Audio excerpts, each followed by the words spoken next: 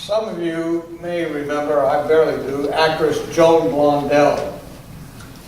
And she used a common kitchen timer to pull herself up out of the dumps when she was feeling bad. She said that I would set the timer for 6.5 minutes to be lonely, and then I'd put it on for 22 minutes to feel sorry for myself. And then when the bell rang, I'd go take a shower or go for a walk or go for a swim, or I'd cook something and then start thinking about something else. John Milton, back in 1645, wrote from Genesis, he says, "It's not good for man to be alone." And he says, "Hitherto all things that have been named were approved of God to be very good. But loneliness is the first thing which God's eye named not good."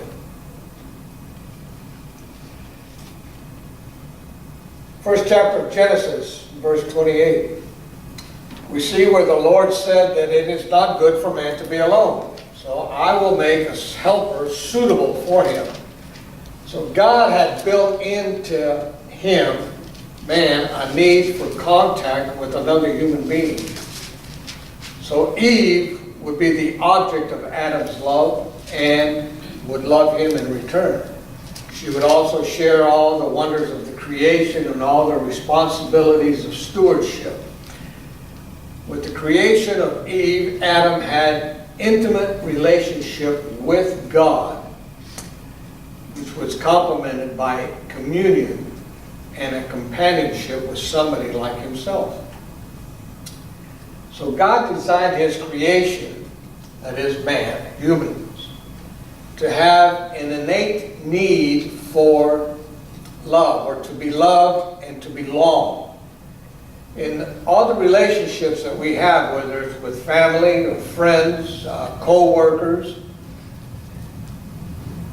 and other people that we meet, we form our own individuality, and then we start to locate ourselves in the collage of life, in the mosaic of life, where we fit in. And when that need for affection and fellowship goes unfulfilled, that's when we start to become restless, unhappy, and lonely. So if you're struggling, anyone struggling with loneliness, you're not alone. Everybody experiences seasons of isolation for one reason or another. Now, sometimes things just seem to never go right. And what do we say? We say, if it weren't for bad luck, I'd have no luck at all. We'll ask ourselves, where is God? That goes through our minds. I've gone through it. Many do. He's not keeping his promises. We'll quote Romans 8:28 that tells us that he works all things for good for those who love him. But I think we need to be, or I would say we need to be honest with ourselves sometimes, that we all quote that, but it's like taking a little Band-Aid and putting it on a big gaping wound. Don't worry. God works everything out to those that love him. Do we really mean it? Do we really know that? But that little Band-Aid just isn't going to do the trick. So here you are. You love the Lord, and you've given up a lot to serve him. And let's say your husband is working a low-paying job, maybe a menial job, maybe he has a fair job or a good job, but then he dies. And now you are all alone carrying all the debts. So we say, why do bad things happen to believers? Sometimes even decent non-believers. Isn't it true that trouble or problems are usually a punishment for sin? No, it's not. We all have a misconception that good health and wealth or living comfortably or being fine is evidence of spiritual rightness, which then brings about the misapprehension and the wrong teaching that a lot of us have today and have had. This misconception comes from when Moses, as Israel was about to enter the land, the promised land, he gives them God's condition for blessings in that land. And it's really simple. Really, really simple. Worship the Lord, obey His commandments, and they would prosper. They would be blessed in every way, materially and spiritually. But if you turn from the Lord and you worship idols, you will be cursed in every way, both spiritually and materially. And that's all in Deuteronomy chapter 11. Now, it's a real simple cause and effect. If you happen to see somebody that's prospering or is living comfortably, is doing well, okay, fine. Or just living fine, all right, they're following the Lord. And if you saw somebody that was in poverty or poor, well, they aren't following the Lord. They're not doing anything right. Something's not right. And I, again, will bring up, as I recall, this pastor friend of mine in Panama who was looked upon as having done something wrong because of his extreme poverty, and that his children would sometimes go begging for food. That's the way we are. But for Israel, it wasn't really that simple then, and the same holds for us today. Israel is characterized, or was characterized, as a nation that was really steeped in idolatry. But not the entire nation had been seduced by the idols, by the worship of Baal. And in 1 Kings chapter 19, first 18 verses, we're going to read about Elijah. He escapes out to the wilderness after he hears that Jezebel put a contract out on his life. After he had that confrontation with the 400 prophets of Baal, he prayed, fire came down from heaven, and then he killed them all, or had them all killed. And in verse 14, he complains to God, saying that he was the only one that was left after all the other prophets of God had been killed.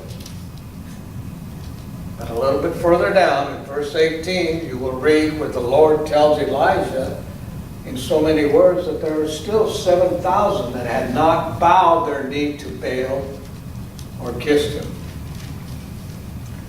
So in those days, they had what we today would probably call Bible schools or seminaries.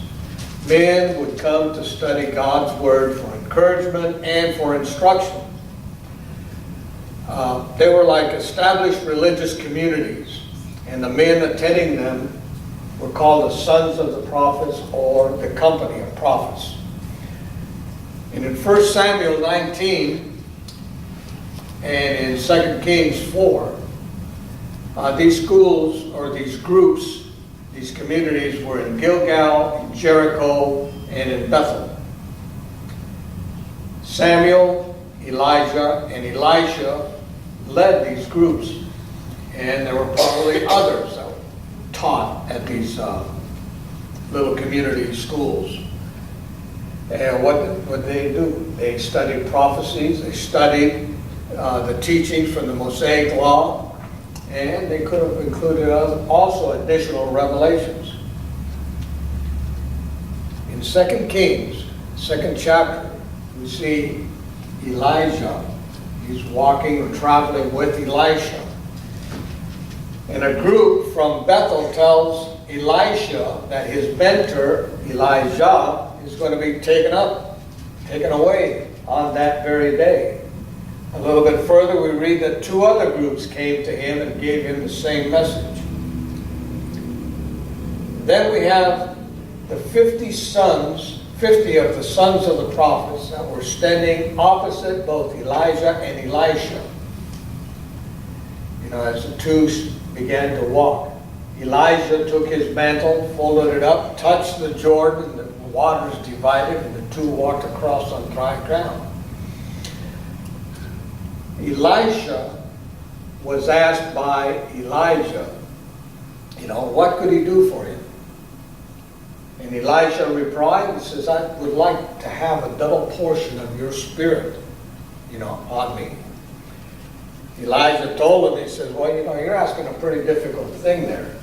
But I tell you what, if you see me taken up, you will receive it. But if you don't see me taken up, you're not going to receive it. Well, as the 2 continued to walk, the chariot came down. Elijah gets in, and he's taken up. And of course, his mantle falls. And Elisha picks it up. The 50 sons, or the 50 sons of the prophets, or 50 of the company of the prophets, they saw this. And when they saw Elisha coming back, and Elisha then takes Elijah's coat, mantle, and he touches the river, and the river divides, and he walks across dry ground. Then these 50 sons of the prophets, they bowed down before him. But they were not worshiping him.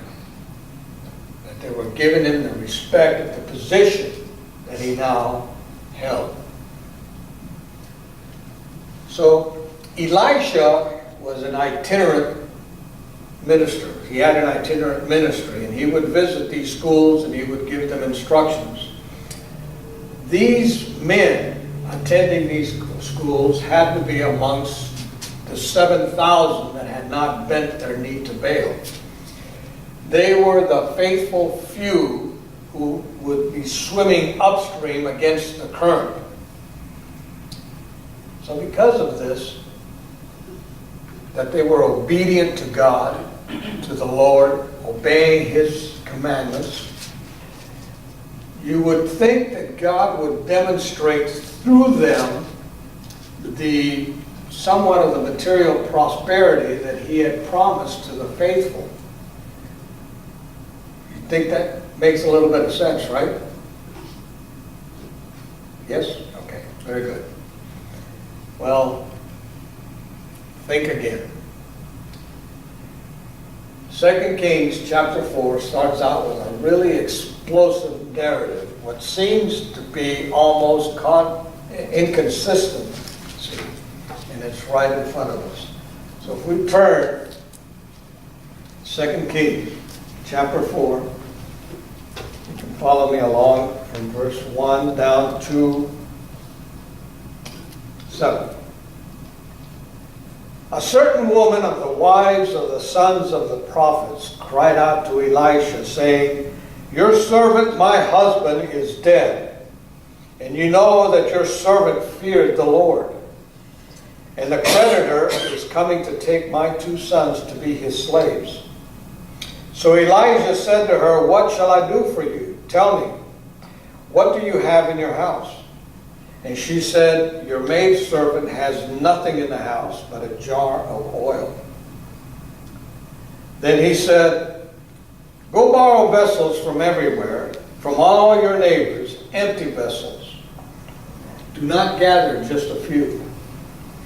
And when you have come in, you shall shut the door behind you and your sons. Then pour it into all those vessels and set them aside, the full ones. So she went from him and shut the door behind her and her sons, who brought the vessels to her, and she poured it out. Now it came to pass, when the vessels were full, that she said to her son, Bring me another vessel. And he said to her, There is not another vessel.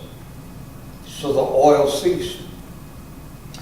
Then she came and told the man of God, and he said, "Go, sell the oil and pay your debt, and you and your sons live on the rest."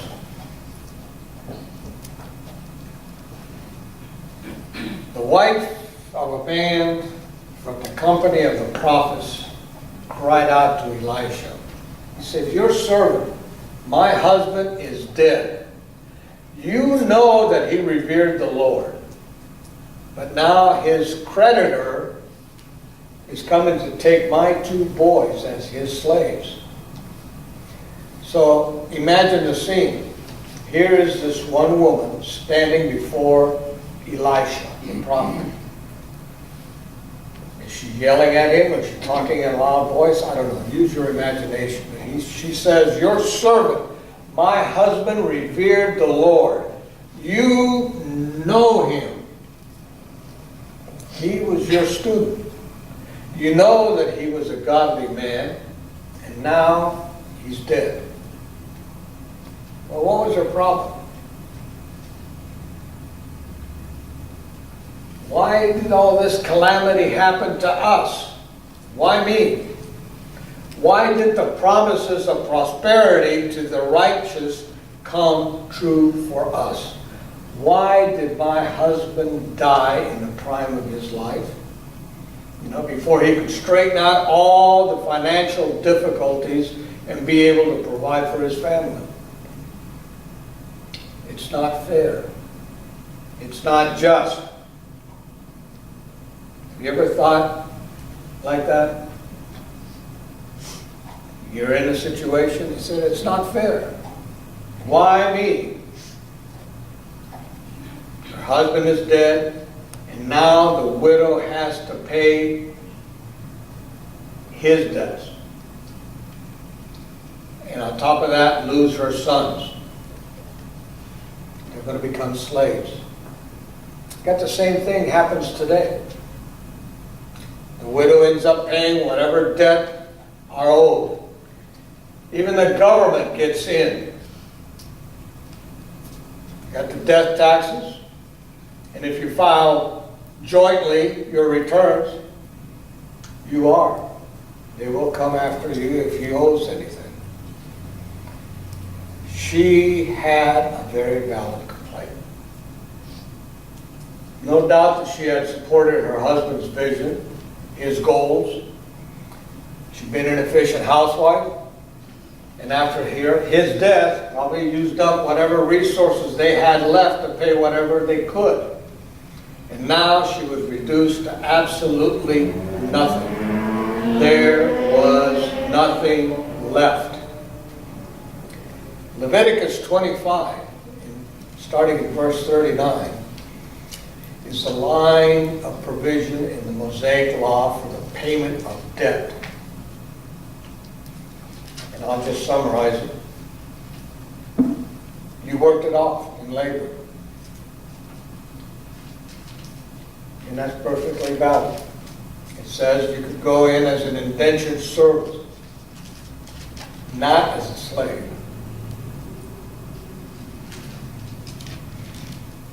God put a limit on it, though. 6 years. 7th year, you were set free. Or in the year of Jubilee. So here we have this pathetic plight of this widow. What was the problem that she was in now? She not only lost her husband, she's also going to lose her sons. She's going to lose her family. And that's bad enough. But it also meant something else. It meant that in her age, I have down her old age, we don't know how old she was, but she's not going to have any security. It was the sons who took care of their aged parents. So it meant that she faced loneliness, bereavement, destitution, despair, and possibly even an early death because of the oppression of a creditor. who violated the law of God. God made a special provision for the widow and for the orphan in Scripture. They were the responsibility of the community. First, the husband's family was to take care of them if he had a family. Secondly, the community had responsibility. Special tithes were taken that could have been provided for their care. Also, they were allowed to glean the fields and the vineyards to be able to get food. They were not to be oppressed or taken advantage of. And in Exodus 22, verses 22 and 23, it says clearly, "Do not take advantage of a widow or an orphan. If you do, and they cry out to me, I will certainly hear their cry." And in Deuteronomy 10, verse 18, He, the Lord, defends the cause of the fatherless and the widow. He defends their cause. So the widow, she cried out to Elijah because he was God's representative. But who is she really crying out to? She's crying out to God, the defender of the fatherless, and the husband to the widow. Now, there are many that are widowed, and it can be through death, through divorce, or through permanent singleness. Isaiah 54, verse 5. I think it's a verse that you can trust in. It says that your Maker is your husband. The Lord Almighty is His name. He is your husband. He is the one who loves you. He's the one that's going to provide for you. And if you need humans around you, He's going to bring them into your life. He will supply every need. So Elijah responds to the woman, and he rightly reflects God's attitude. Elijah replied to her, he says, "How can I help you?" You see, he was what? He was sensitive, he was concerned, he was compassionate, he was willing to be involved. So is God. He asked another question. This one is good. He says, "What do you got in your house?" Well, let me quote, "Tell me what you have in your house. What have you got there?" This was important. There's not going to be any welfare handout. God is going to use what she had to begin with.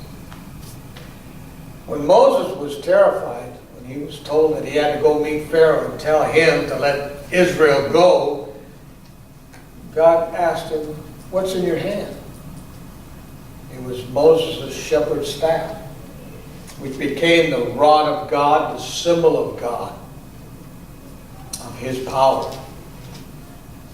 When Jesus fed the 5,000 men, which ended up being close to maybe 12 to 13,000 people all told, if you add the women and the children, what did He use? A little boy's lunch. God will use whatever we surrender to Him, no matter how insignificant it seems to us. Well, she answered him. She says, "Your servant has nothing at all except a little oil." Did she have a jar of oil? A big flask? I don't know. A mason jar, maybe half full or half empty, however you want to look at it. All she had was olive oil. Now that was a pretty necessary commodity back then. They used it for food, they used it for medicine, they used it for cosmetics, they used it for light.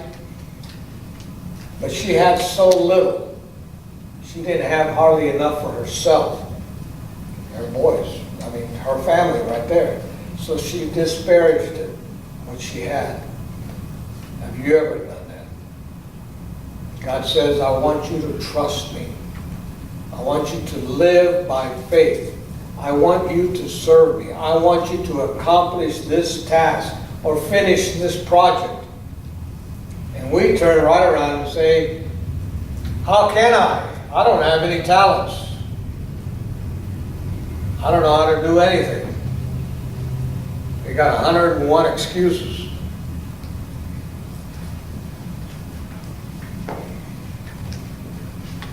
I have absolutely nothing. But God never made a nothing.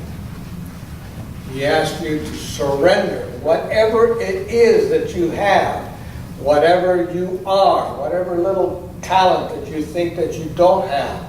And He's going to multiply it to accomplish what He has chosen for you to do.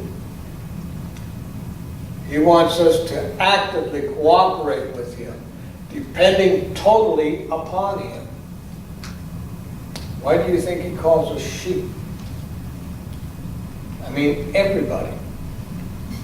Members, the pastors, the bishops, the elders, I don't know, all. You're all sheep. It's not a compliment.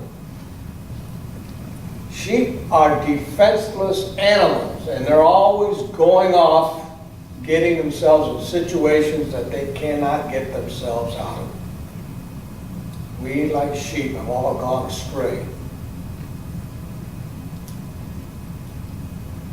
Well, back to our story. There was a market for olive oil. She just needed a little bit more. So, notice Elijah's instructions. Go around and ask all your neighbors for empty jars. Go down here to the large mart, go to these trailer parks, and ask everybody for all the jars, empty jars that they can give you. Don't ask just for a few, just get as many as you got. How many you got? 5? I'll take those. How many you got? 10? I'll take those. Then, go back to your house, shut the door, you and your boys, and pour that oil that you have into all the jars. And as each one is filled up, put it aside. I wish I was able to do a little magic trick so I could have a half-full mason jar and an empty one and pour it to show how it was done. But why did He tell her to do this? I think it required a lot of faith to go around to everybody in the neighborhood and ask them for empty jars. And I don't think it could have been easy. Everybody knew what her situation was. So it took a lot of faith to obey Elijah. Was she nervous? Probably. Would you be nervous? Probably. Would I be nervous? More than likely. Was she fearful that maybe that it's not going to work? Well, if it's the will of God. Have you ever not told somebody that you were praying about something because you were afraid that it wouldn't be answered? And then you didn't want to look like God didn't come through for you?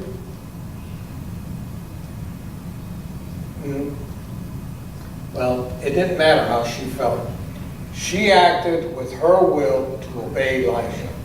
And her boldness and her personal effort combined with her faith, and that is what was a necessity. So she went through the neighborhood collecting all the jars from all the neighbors and taking them home until there weren't any more to collect. Another reason He may have required that she do this is that He wanted to remind the community that they had a responsibility for which they were not fulfilling. They should have helped her. one way or another. They could have all pitched in, helped maybe pay her debt or do something, whatever they did back in those days. Okay? Do anything so that her sons would not be taken into slavery. They just were not obeying God's law in any way. Well, now, every family in that community was going to be involved, whether they liked it or not, in doing something. So let's remind ourselves. I want to remind you, I know some that are going to be listening to this, that we have a responsibility to the widows and to the orphans in the church, in the body of Christ, in the fellowship, in the community. Some, as I said, are widowed through death, divorce, or lifelong singleness. Don't ever discriminate because a person, especially a woman, is divorced. And it has been, at least it was, the hardest thing in the evangelical churches to accept a divorced single, especially a woman. Many members, inclusive of the ministers, they all put on their sanctimonious faces.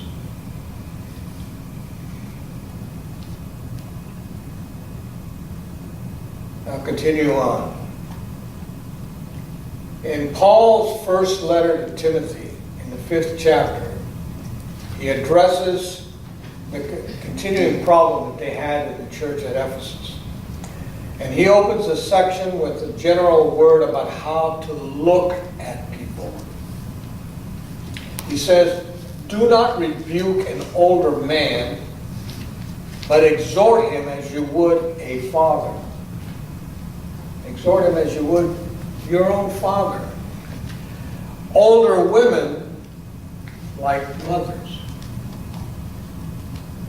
So that's one of these profound psychological insights that we find in Scripture that says that the way that you treat people depends on how you see them. Oh, I don't like the way she's dressed.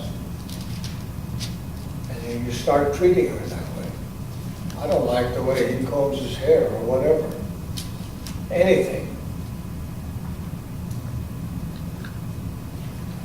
Paul is suggesting to Timothy that if he sees every older man in the congregation as a father, he will treat them with a natural deference and with respect. And he further goes on and tells Timothy to treat the older women as mothers. He eventually turns to the problem of the widows. Now, back in the first century culture, widows were a problem. It was a real big concern for the churches and for the people. So just like before the first century, the time of Elijah, and prior to that, when a wife would lose her husband, there wasn't really much that she could do to support herself. When a woman found herself without a husband in those days, she needed care. Sometimes she would be provided for, but not always.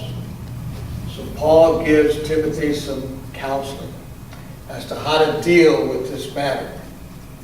And in verses 3 through 8, I'll just read in part.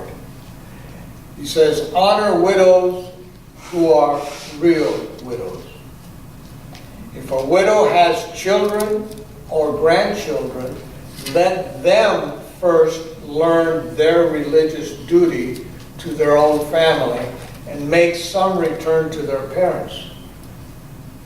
In other words, well, they took care of you when you were young and growing up. Now it's your turn to take care of them. Because this is acceptable in the sight of God. She who is a real widow and is left all alone has set her hope on God and continues in supplications and prayers night and day. And it's implied and it's presupposed Paul is telling the church she's a widow, she's alone, she's praying. I don't have to tell you what to do. Whereas there's the one that's self-indulgent, well, she's dead even while she's living. Well, this is the one who, boy, I finally got rid of the old man. Hard time. Sarcasm. And now I'm going off doing what I want. So if we have one physical death, you have a spiritual death. And he tells him, command this so that they may be without reproach. This is the rest of the church, the young ones. If anyone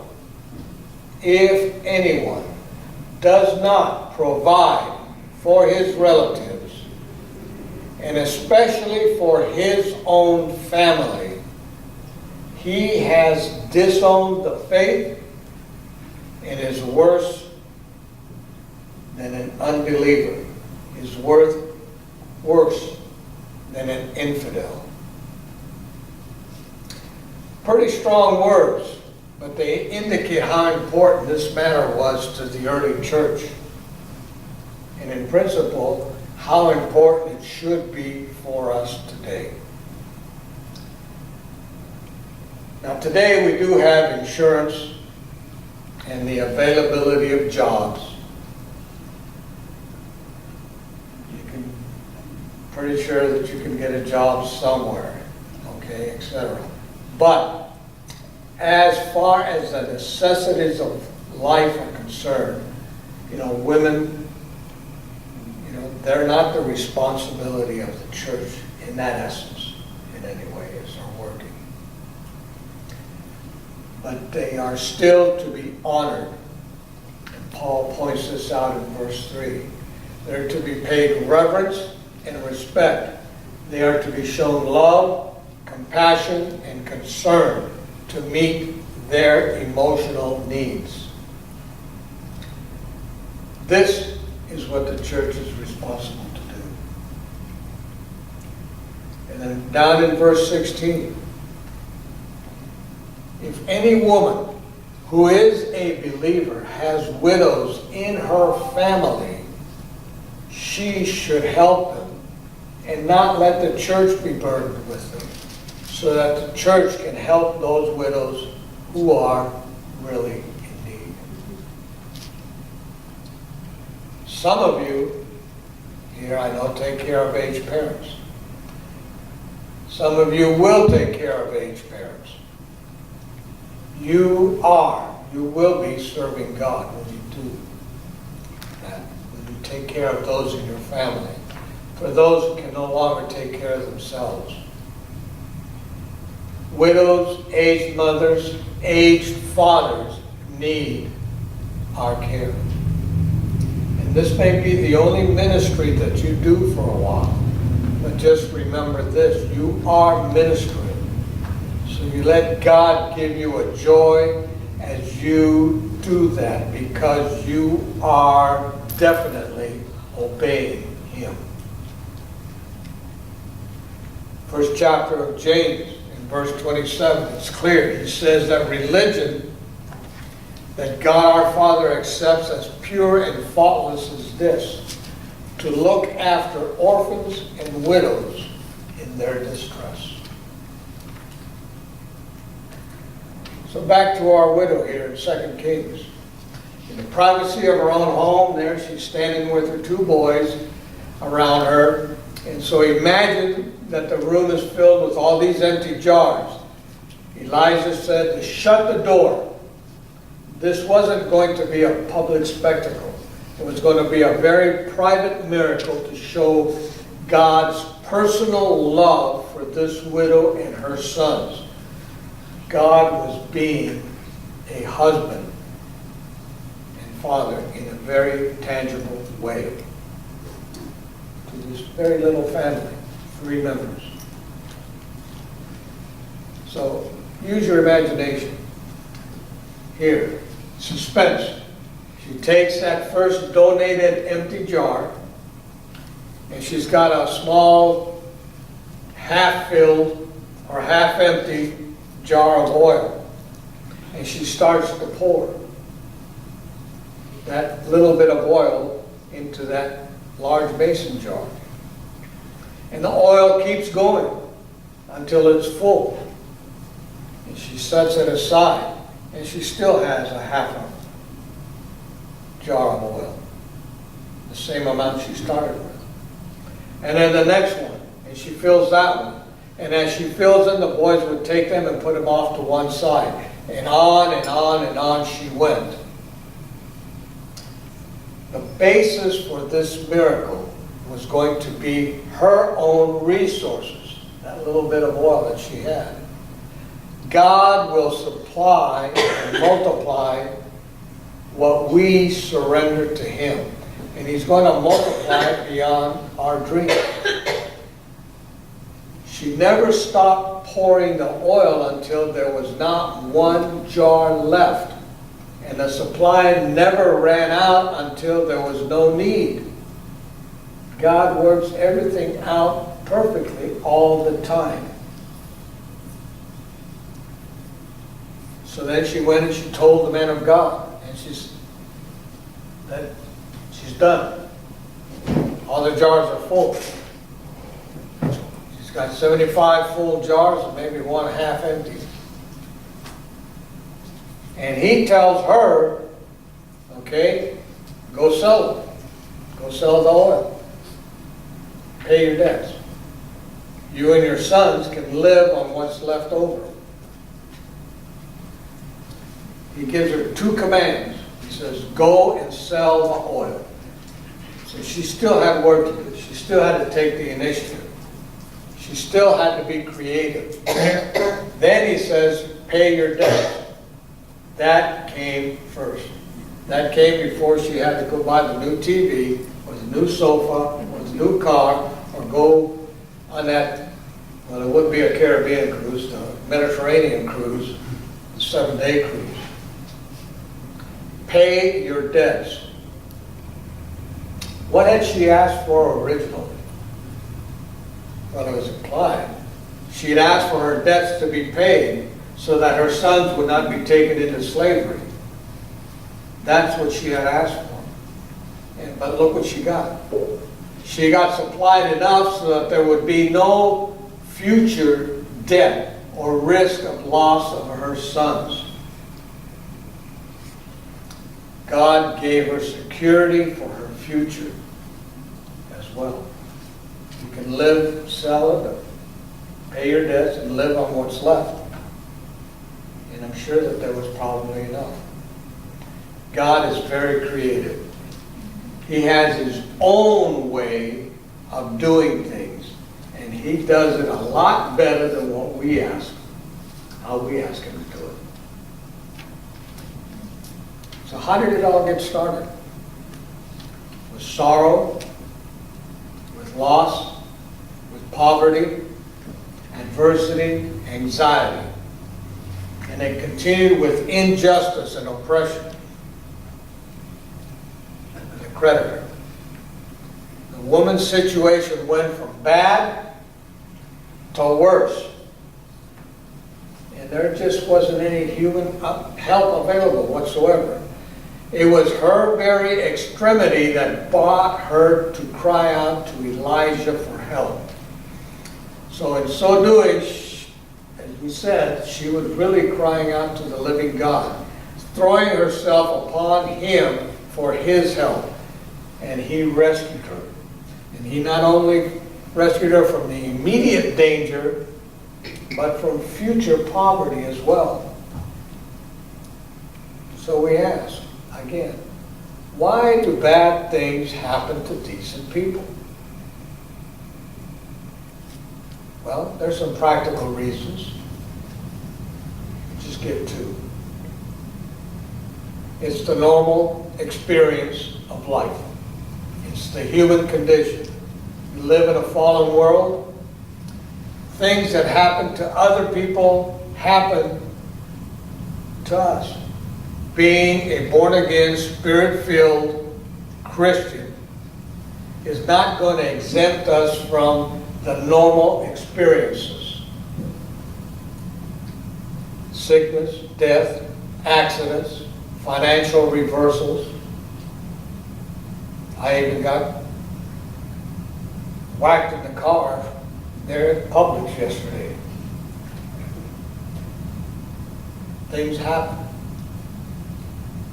1 Corinthians 10:13 tells us this. But it tells us that we have a resource that other people, those that do not know the Lord, do not have. No temptation, no trial has seized you except what is common to man. Other people experience it. God is faithful though, and He will not allow you to be tempted, perhaps any trial that's beyond what you can bear. When you are tempted, He will provide a way out for you so that you can stand up under it. What does He give us? He gives us the ability to endure it and a way to escape it. The second reason, and I'm sure most of us can testify to this if you've gone through some tough times, and I'm sure we all have. In these crises in our lives, this is what God uses to bring us to an end of self-reliance. And I'll put emphasis on that, self-reliance. You don't just bring yourself up by your own bootstraps. You can for a while, but eventually it's going to come back and bite you. In 2 Corinthians 1, in verses 8 to 11, Paul is speaking. He says, "We were under great pressure, far beyond our ability to endure, so that we despaired even of life." Some commentators say that maybe they were to the point that, geez, I wish that it would end it all. I don't want to live anymore. Have we ever felt that way? Any of us? He goes on, he says, "Indeed, in our hearts we felt the sentence of death. But this happened that we might not rely on ourselves, but on God, who raises the dead. He has delivered us from such a deadly peril, and He will deliver us. On Him we have set our hope that He will continue to deliver us." And I'm going to emphasize, he finishes that by saying, "As you help us by your prayers." So this passage also tells us how much we need each other. We need each other to pray. We need other people to pray for us. We need to pray for each other. We need to share our needs and not be so blasted proud to not let people know we have a problem. Because it's other people's praying for us that enables us to get through as well. And He hears prayers and helps people 1,529 miles away, or 6,000 miles on the other side of the world.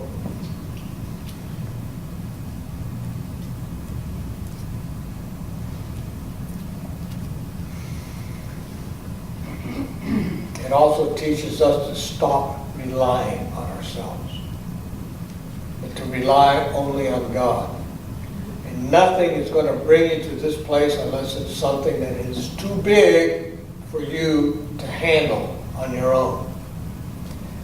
God allows that so that when we come to the end of our rope, we will end up turning to Him. And then as we obey His word, our faith will start to increase. It's His faith that He gives to us, but we start to realize it, and it starts to increase. God works for us. And as He works, our faith increases. We rely more on Him. And it has a beneficial effect. When bad things happen, it enables us to know God personally.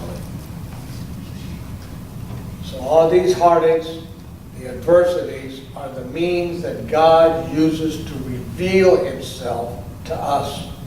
He becomes more than just a creed, more than a series of theological doctrines that we end up believing. He becomes, in reality, by demonstration, a loving Father, a sympathetic Savior, a caring God, and a very, very real presence. Job, 42nd chapter, the 5th verse. This is after he had gone through all that terrible stuff,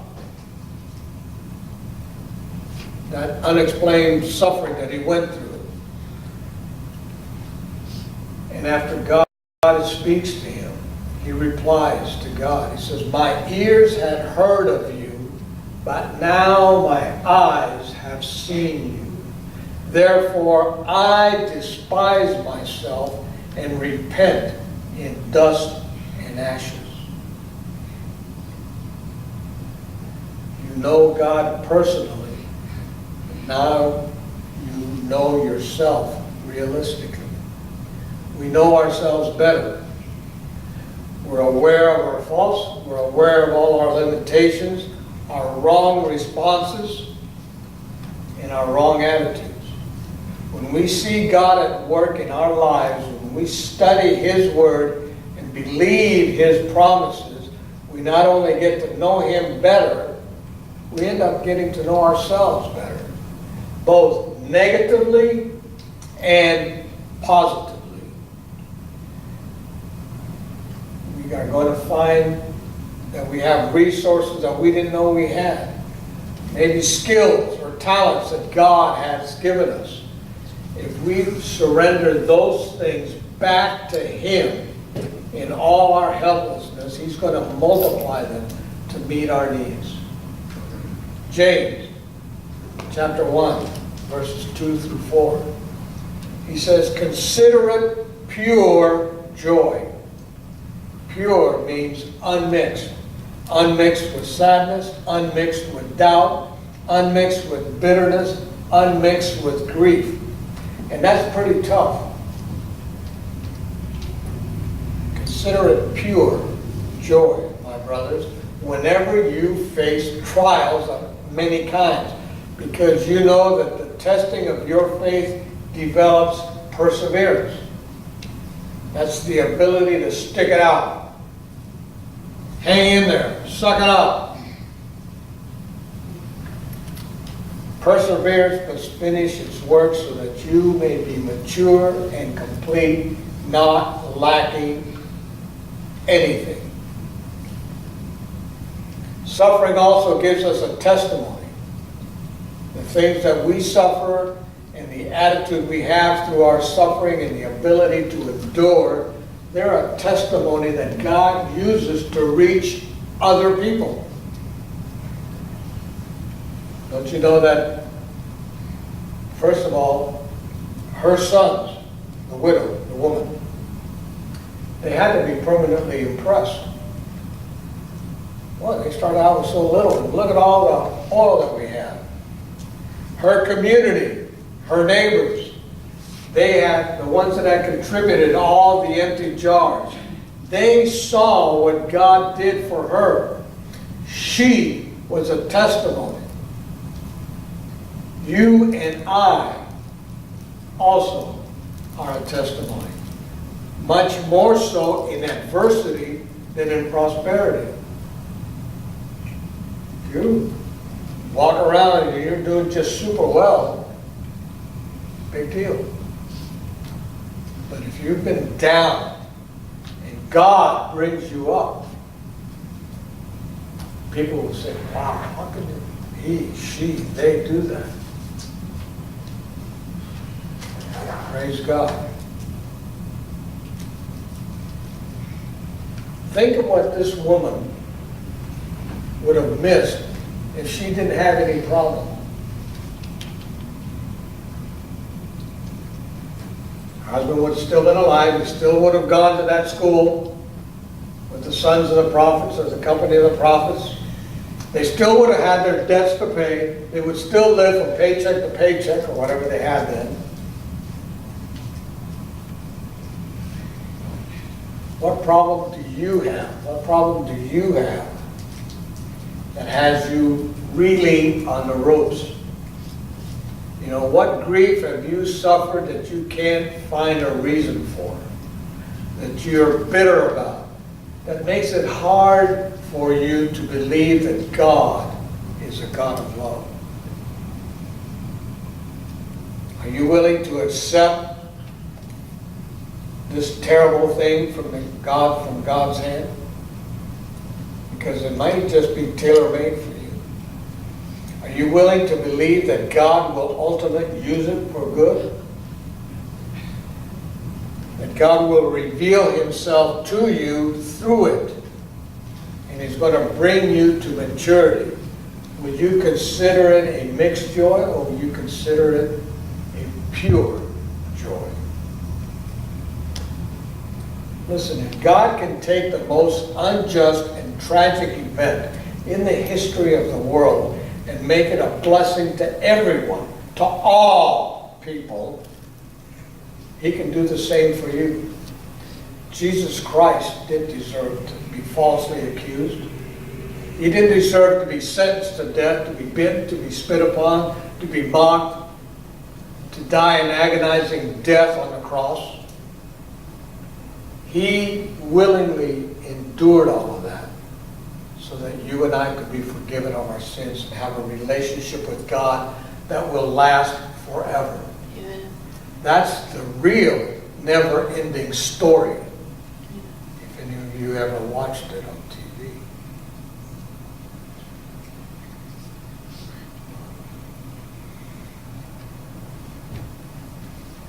God is an expert at taking a tragedy and turning it around into a triumph.